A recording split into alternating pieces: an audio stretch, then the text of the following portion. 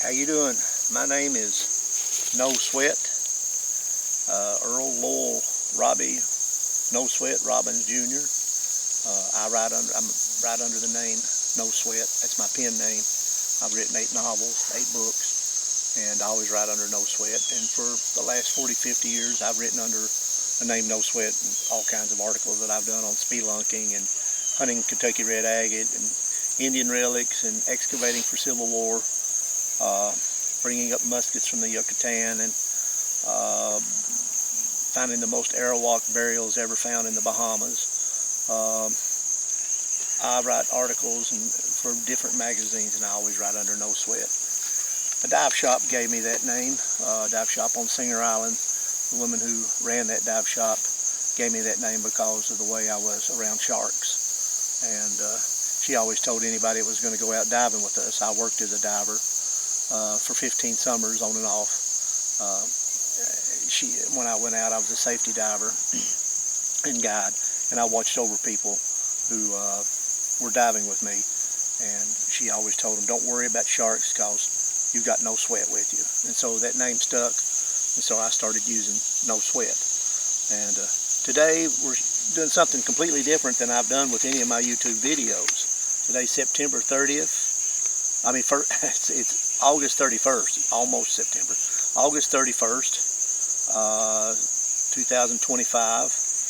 We're in about a 75-degree summer day here in eastern Kentucky in Richmond. We're at the bottom of the hill where all my pigeon lofts are at, down near the creek. I've got 5 acres here, and I'm letting all 5 acres, except for the area closest to the pigeon lofts, I'm letting it all grow up completely wild, to be retaken completely back over by nature. This is the second year that I've not mowed, not done anything. If a tree falls, it falls. If weeds grow up, they grow up. I'm letting the land go back completely to nature, and I'm hoping to leave it this way till long after I'm dead, and my grandson Lance will take care of the place then. And I want to turn it back into a mini nature preserve right in the middle of town.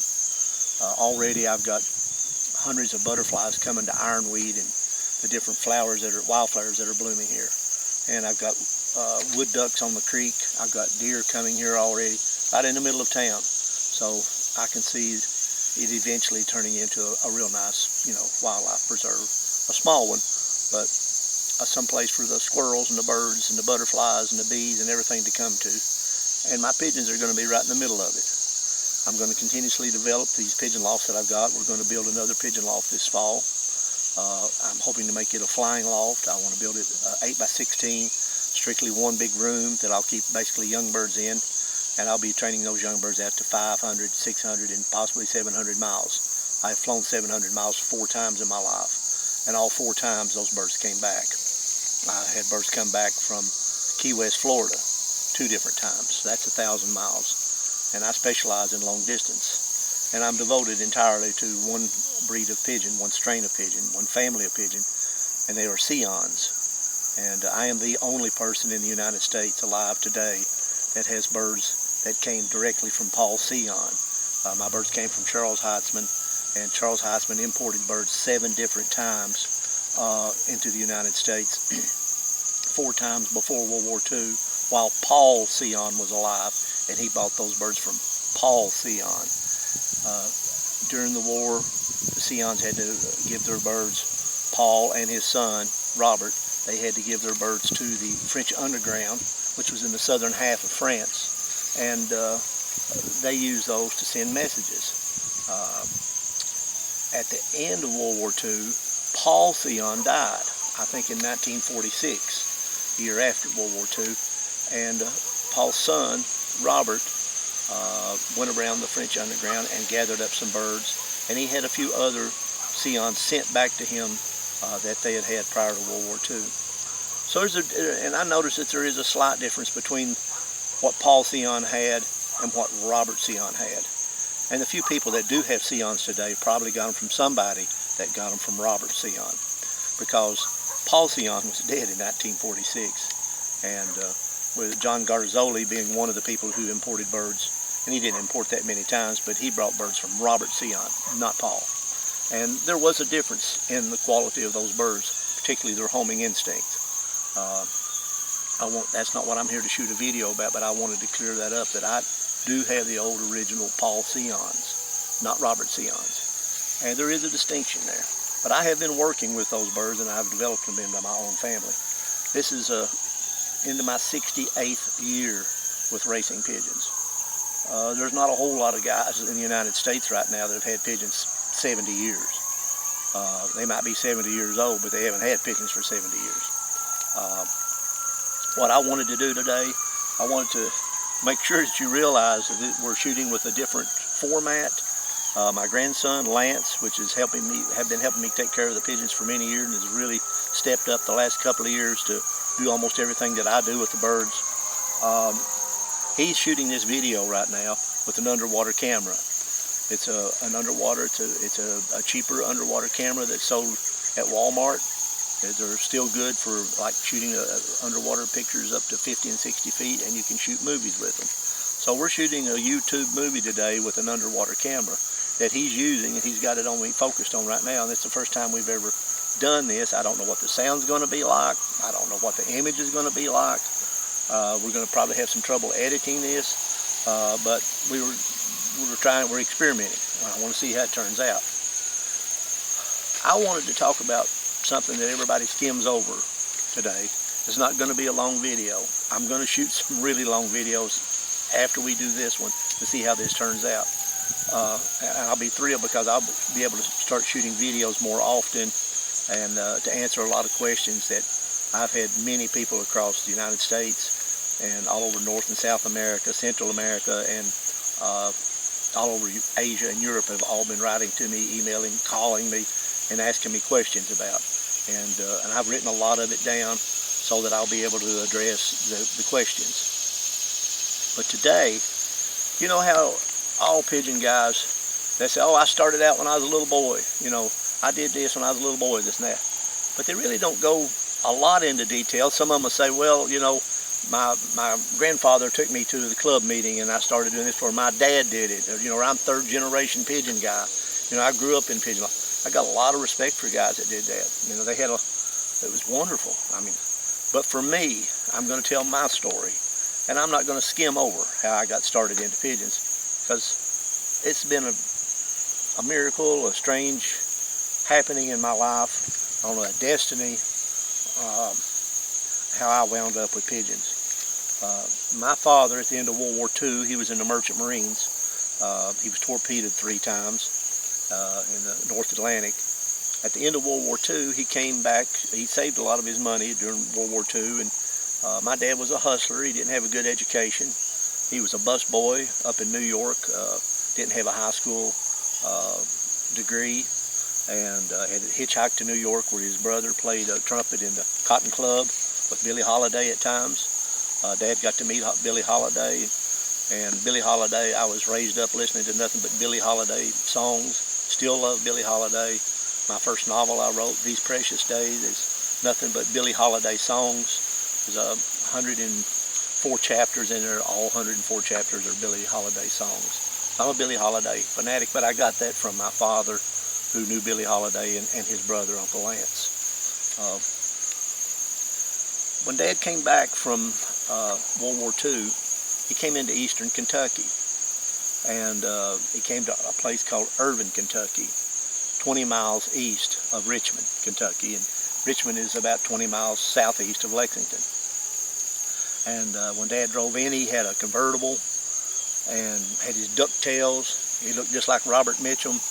And my mother's father had retired from the railroad and was being a very successful businessman. He had built 2 theaters and had built the drive-in. He owned hotels. He owned farms. He owned a lot of rental property, apartment buildings. He was all business, my grandfather, but the nicest guy in all of the county, which was called Estill County. Everybody knew him because everybody went to the picture shows in the 1950s, and if you went to the picture shows, you knew my grandfather. Well, when my mother and father met each other, they fell almost instantly in love. Mother was 14 years old and working at a popcorn stand, when she was a very beautiful girl, had Lauren Bacall eyes, beautiful skin, and one of the richest girls in the county, if not the richest. So Dad was very attracted to her, and they went together for a little over a year, and Dad married her when she was 16 years old. My grandfather wasn't happy about it. My grandmother said it was the only time she ever saw him, my grandfather cry, was when she married Dad, and when he accidentally backed up and killed his little dog that he had one time, that he loved so much. Sweetman was the name of the dog. Anyways, when Mom and Dad got married, my grandfather tried to help them. They didn't have any money, and he gave them an apartment to live in on the 3rd floor of a big hotel that he had at that time.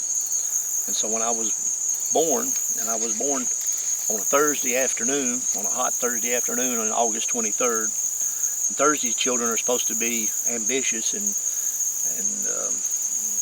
born under the sign of Jupiter, and supposed to be generous and a very positive attitude. I try to be like that, and we lived there for 3 years, and I can still, as old as I am, I've got real foggy, vague memory of living in that little bitty room in that hotel for the first 3 years of my life. But my grandfather decided that our little family should have a little bit better place to live in than a one room. And so he moved us out of that room into an apartment building that you had to go up about 30 small steps to get up to where the apartment was at. It was right beside his theater. And we thought, or my parents thought it was luxurious to get to move out of that one room into an actual apartment where we had a few rooms. And my grandfather, within a couple of years, built a room off to the back of it out of pine boards. It was like building a barn hooked onto the back of it. And it sat on, I won't say stilts, but it had support posts in the back. And because it had those support posts, it had an area underneath of it. I only mention this because I slept out on that back room. That's where I spent most of my life. And underneath that area is where I built my first pigeon loft. It was the only place that I had any place to build a pigeon loft. But I'm jumping the horse cart before the horse right now. I want to get back to how I started. When I was a little bitty boy, even at 6 months old, I think 6 months, maybe it was 7 or 8 months old, I was picked up on the Irvine Bridge at about 2 o'clock in the morning by someone. My wife's, one of her friends would tell her about it all the time, how they were coming across the Irvine Bridge and saw a little baby crawling across the bridge, and they picked him up and brought him into town, and they found out it was me. My mother and Dad were asleep. I'd crawled down, I guess backwards down those steps, and somehow I got out that door and went down the street a little bit and started crawling across that long bridge during the middle of the night. First of all, when my mother had me on that Thursday, on August 23rd, she'd had 2 dead children before me, and 2 miscarriages. And so they didn't, when I was born, I didn't breathe either, and they didn't think that I was alive. And the doctor who was the one that was with my mother when she had me, Dr. Virginia Lewis, the one they named the hospital after back town, she told me that she had given me up for dead, and that she had came over to me about a minute after she had laid me down, and one last time picked me up by my heels and slapped me on my rear end and real hard several times, and I burst out crying. And she said, looked over at my mother, and my mother smiled, and I was alive. And I told her that's the way I came into the world, and that's been pretty much standard procedure for me ever since, getting whipped at all different levels. But I don't have any complaints. I've been very successful and been very lucky.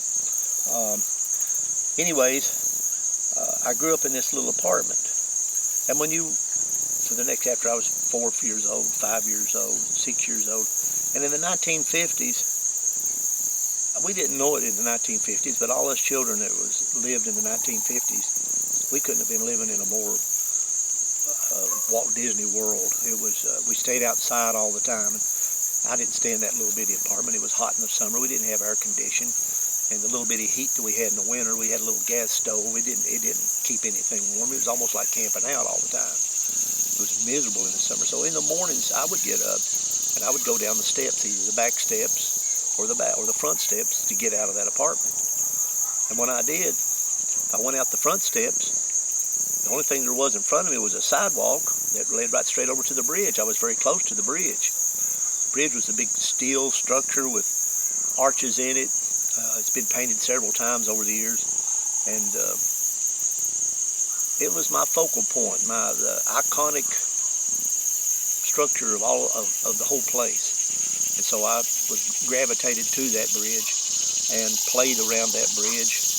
There was a little bitty tree down there that had sour apples. I ate the sour apples, and I played under the bridge and would tear off sticks, cane poles, and make myself fishing poles under that bridge. Saw other guys that fished down there, Jim Rising and stuff, and would listen to him tell stories. Caught lizards under the bridge. We had a railroad track that went under the bridge. I'd see how far I could walk without falling off the tracks. I put coins on the bridge and would flatten them out. There was telephone line poles that ran underneath the bridge.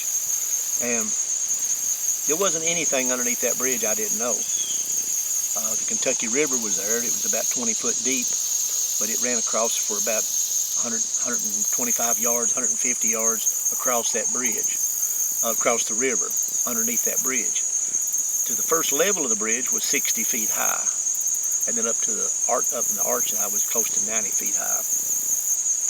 The one thing that caught my attention while I was 5 and 6 years old, particularly because I was already outside, my mother and dad just turned me loose. I guess nowadays people would be in child services for that, but in the 1950s in a small hillbilly town, it was pretty commonplace for kids to play. And my parents gave me all the liberty on earth. And at very early age, 6 and 7 years old, I was down underneath the bridge where the railroad could have been ran over by a train. The trains were coming in and out of the mountains bringing in coal. And my grandfather had retired as an engineer and had gone in partners and became a businessman. So he was very knowledgeable about everybody in Irvine and Ravenna, the town I grew up in. Everyone knew all about the railroad yards and about trains. Lots of people were engineers or had something to do with the trains. And listening to the trains where I lived at in that apartment was part of my life. It was just like somebody playing music all the time. I was constantly hearing trains blowing whistles or starting up or on the tracks, all of that making different noises. And some of it became timely. You would know a certain train was coming through at a certain time and so forth. But there I was, 5 or 6 years old. And the one thing that caught my attention, more than anything, was those pigeons on that bridge. I would sit still and see these beautiful pigeons. I could almost see them right now in my mind. I would see these blue bars, and I'd see blue bar white flights. Every now and then I'd see a bird that had a lot of white on it, and I'd be like, oh my God, look how beautiful that bird is. And sometimes I even saw a bird might be a red check or have red on it. As a little boy, I just thought they were marvelous. There was one spot that I could sit at, and I could see the birds land on this little flat area on the lower part of the bridge. And when they would land there, they would strut, coo at each other, chase each other, and in the evenings they would go underneath a little opening that went on up underneath the bridge and disappear. And they would disappear in the daytime there. Sometimes they would turn around in circles. But for the minute or 30 seconds or whatever that I sat there and watched them do that, sometimes 2 or 3 minutes or 5 minutes, it was just like I was hypnotized, sitting there watching those birds. And I thought to myself, boy, I would love to have one of those birds. Just, there was nobody I knew had a pigeon. I never heard anybody talk about a pigeon. I didn't see any magazines with pigeons. I didn't hear anything about pigeons on TV. I didn't know anything about a pigeon club. My parents didn't say a word about pigeons. Nobody in my family, no friends. There was no mention of pigeons ever in my life. I was not around anybody with pigeons. It was just this odd, singular attraction that I had myself with that particular bird, not knowing anything about it other than it was just fascinating. And so one late summer night, probably it was in October, as best I can remember. It's not a summer, it's more in fall. When it was a warm night. On Saturday nights, my grandfather, at the theater, he would play the Saturday matinee, which was always a Western, and then he would play it again that afternoon, and then at Saturday nights, usually starting around 9 or 10 o'clock at night, he always played a scary movie. He played Frankenstein or The Mummy or the Monster from the Black Lagoon or the Blob. Just things today that were ridiculously funny if you look at them today, but back then were just scared you to death. You couldn't put your hands over your eyes and crack your fingers and then put your hands back just to see a glimpse moment of that movie because it was so scary. And I had friends that would come to the theater with me, and we would try to sit on the front row and watch one of those scary movies. And I would hold on to them just to see. They couldn't stand it. They didn't have enough nerve to watch the movie, so they would get up and run up the aisle so that that monster on the screen wouldn't get them. And so it was a test of bravery just to watch those Saturday night movies at times when you were really little. But on this particular Saturday night, I had planned ahead of time to try to catch a pigeon. So during the day, that afternoon, I had hunted for a board, and I'd found just the perfect board to lean up against one of those telephone poles that went underneath the bridge. And I'd made a couple of trial runs running up to it to see if I could grab up to the first.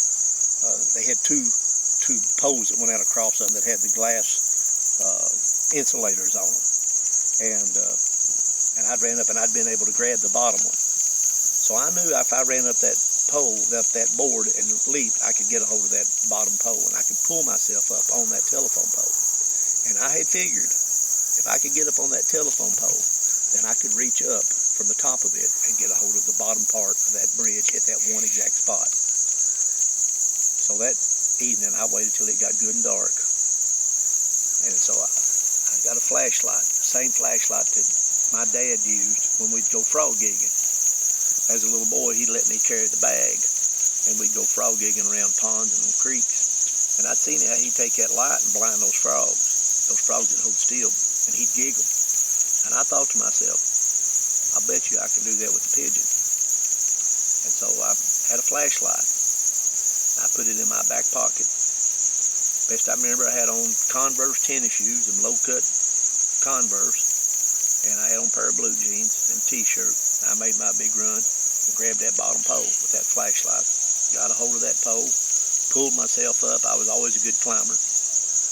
I pulled myself up, got up on that, pulled myself up on the next one, reached up, got myself up on the bridge, and climbed up to an area that was like 3 big wide boards that ran underneath this part of the bridge. They called that a catwalk, and it had like suspension wires that held it together. And if you walked out that catwalk, the further you walked out of it, the higher up you were off the land.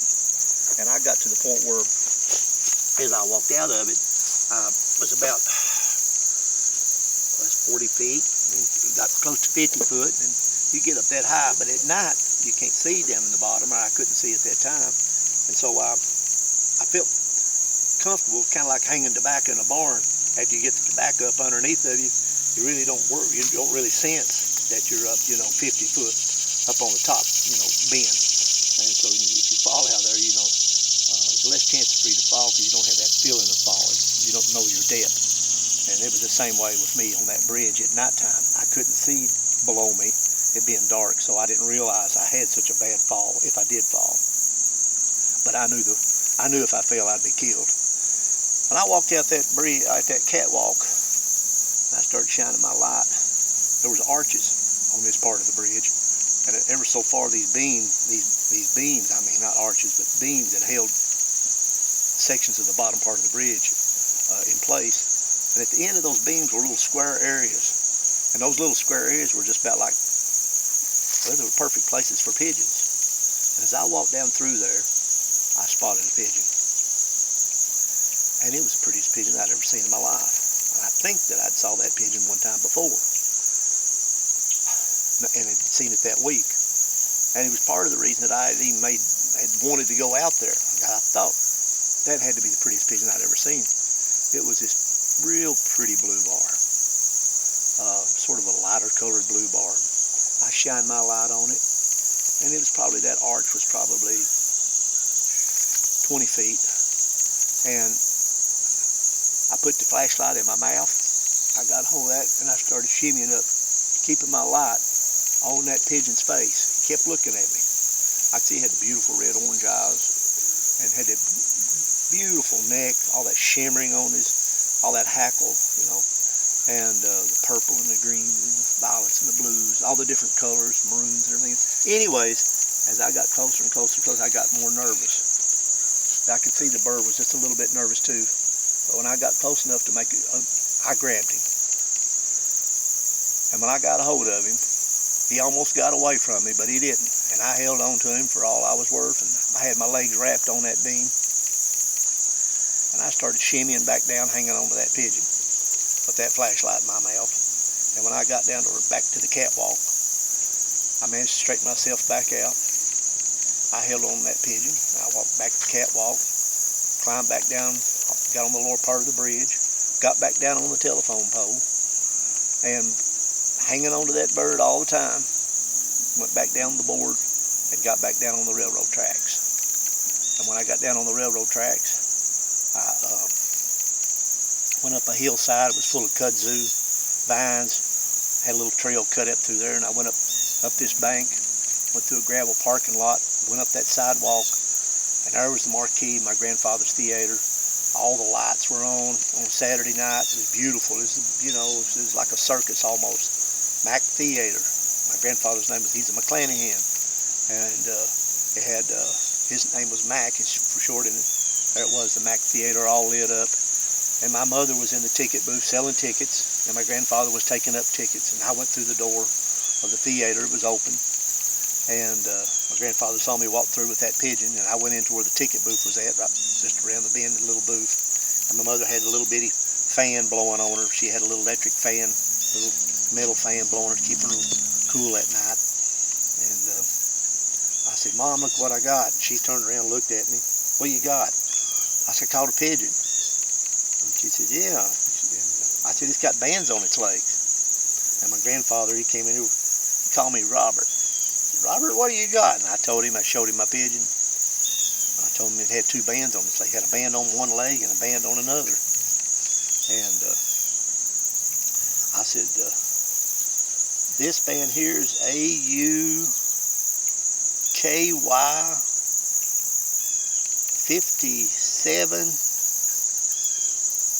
57, you know, and the band number 071 or something like to that, if I'm not bad mistaken." Anyways, he wrote it down. My grandfather was a very smart man. He learned a new word every day. He always pushed me to go to college. He said, "Robert, there's one thing that everything you own in this life will get stolen from you at some point or another, except one thing." And I said, "What's that?" He said, "Your education." That always stayed with me. So Daddy Mac, he wrote the band number down of the pigeon, and on the other leg it said CHAS, which stood for Charles, Heitzman, HEITZMAN, J-Town, Kentucky. J-Town and then KY. Now, he wrote that down. I didn't think a whole lot about it, but I was tickled to death. It having bands made it even more special. That means somebody had it. I didn't know what it was. I didn't know it was a racing pigeon or a homing pigeon. I never heard of anything like that. Nobody I knew ever heard of a racing pigeon, and I didn't know what I had really. It was a beautiful bird. That's all I know. Well, my grandfather said that he'd help me put it in a cage. He had every year around Thanksgiving, he had a raffle at the theater, and inside the main lobby, when you walked into the theater, he had a turkey. He put on the concrete floor there in a big chicken wire cage, and people would buy raffle tickets, and people would get to feed that turkey, and he fed it corn and stuff, and I loved seeing those turkeys every year. I love turkeys. They're a fascinating bird. And anyways, I got to use that turkey cage to put that blue bar cockbird that came from Heitzman. That was my first cage to put a pigeon in. Of course, it wasn't a loft, but it was a place to keep the bird for a little while. My grandfather kept it back in another big room in the where he kept all his records and kept his stuff for, he kept a big safe back there. I mean, anyways, he told me about 2 days later that I came into the theater, and he said he had located who this man was, Charles Heitzman, and he was outside Louisville in Jeffersontown, and he spoke to him on the phone and told my mother and I that Mr. Heitzman wanted this bird back. If we could possibly bring it up to him, he would pay for Daddy Mac's gas and be very happy to meet us. So my grandfather kind of urged me, come on, let's take this bird back to the man, and I said, okay. And so we made an arrangement. About 2 weeks we left on a day, took the guy who ran the film, the projectors, the movie projectors, Herman Long. He sat in the front of Daddy Mac Chevrolet, and Daddy Mac had, and I sat in the back with the cardboard box and had that blue bar. And we drove, it seemed like the longest time. We had to go through Richmond and Lexington, and then get on the highway and go up to Louisville. And where Heitzman lived was just outside of Louisville in Jeffersontown. And Heitzman had this beautiful estate, I don't know, 25 acres there or something, of this country estate right outside the city. Had a creek that ran by, and cedar trees, and all this, just lots of big trees, mature trees. As we approached Charles Heitzman's home, we had to go over a little bridge that Heitzman had built. And there were pigeon statues, and said Charles Heitzman, you know, racing pigeons. And I was like, oh my God. And then we pulled up to his house. We were looking, I mean, this was like pulling up to a castle. You know, it had Spanish roof, tile roof on it, and I'm looking at this home, I'm like, oh, and my grandfather's looking. We'd never seen a home, you know, that to us it was so beautiful back in an estate like. And we pulled up in the driveway, and Mr. Heitzman came out. Yeah, Mr. Heitzman was all businessman. He had his hair combed back, and he had his white dress shirt on. He wore a white dress shirt all the time, and dress pants, and came out, met my grandfather, and shook hands with Daddy Mac, and they loved each other. They were both about the same height. They were both short men, both very successful men, both very smart men, and I don't know, they just had a natural, instant liking for each other. And Heitzman said he judged people a lot of times on their handshake, and that was exactly what my grandfather would always say. You know, a good person had a good, strong handshake. And but anyways, they said and talked kind of like I'm doing right now in the shade by up underneath by the library, while Herman and I walked around the lofts. Of course, Heitzman kept his eye on me. I kept seeing these beautiful pigeons out in the aviaries, and I just thought I had died and gone to heaven. I'd never seen such beautiful birds. And when we came back over to Heitzman, we all went into his famous library and signed his library book. Anybody that came, it was like a hotel register. He made you sign the book. And he had, you know, the Queen of England, her loft manager, and just all kinds of incredible people had signed that book over the years, had visited Charles Heitzman to see his lofts. We thought we were doing something special. And he gave us a Coca-Cola out of his little refrigerator. He said that's how he kind of helped promote his bakeries. He was in the bakery business, and said he was one of the first places around that started also having Coca-Colas in his business, and a lot of people would come to get a Coke, and then they would get a cookie or a cake. So he told my grandfather, he took the bird and he explained to us that it was a pure old Sion, Paul Sion, and that it meant a lot to him.